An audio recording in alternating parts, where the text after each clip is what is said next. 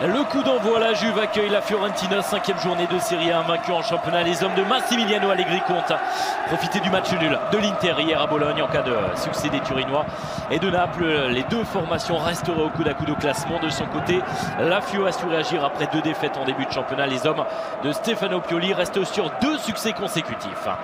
Les coups de pied arrêtés qui s'enchaînent et la pression qui se fait de plus en plus importante. Attention avec cette frappe enroulée, ça passe juste à côté pour Dybala. Carlos Betancourt, Rodrigo Betancourt plutôt, avec Gonzalo Higuaín. La frappe en pivot de Gonzalo Higuaín, ça passe juste à côté. Jeune joueur de 19 ans, formé à la Fiorentina. Et attention avec ce centre au premier poteau. Et le but inscrit par Gonzalo Higuaín. Cette fois-ci, il parvient à faire la différence.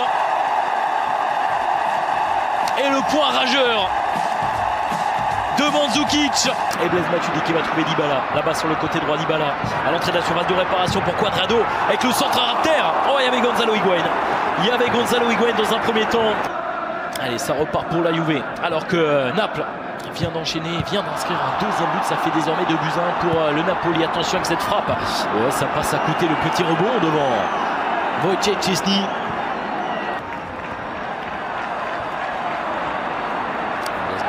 Blaise Matuidi dans la surface de réparation. Et il indique le point de pénalty, Monsieur Doberry. Et Monsieur Doberry, voilà, qui va nous livrer dans quelques instants sa décision. Y aura-t-il pénalty ou non, ou simplement coup franc? Et il semble revenir. Alors le carton qui est sorti, ça c'est une certitude, et carton rouge puisqu'il avait déjà écopé effectivement d'un carton jaune, et ce sera un coup franc. Ce sera un coup franc en faveur de la Juve. Cuadrado avec ce crochet, l'accélération là-bas sur le côté droit, le centre premier poteau.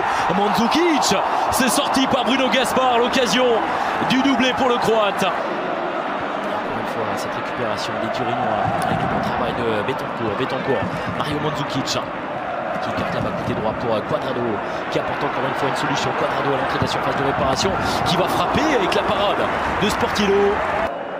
Allez, avec Miralem Pjanic, premier ballon touché depuis son apparition sur la pelouse. Cuadrado qui va allonger loin devant à destination de Mandzukic avec la tête et l'arrêt en 2 temps de Marco Sportiello. Bon travail de Rodrigo Betancourt à la récupération, qui va venir provoquer Betancourt pour Blaise Matuidi qui va s'arracher. Le centre en retrait. Oh, il a tenté la talonnade, c'est pas terminé avec la frappe qui est stoppée désormais. Et cette frappe signée Miralem Pjanic.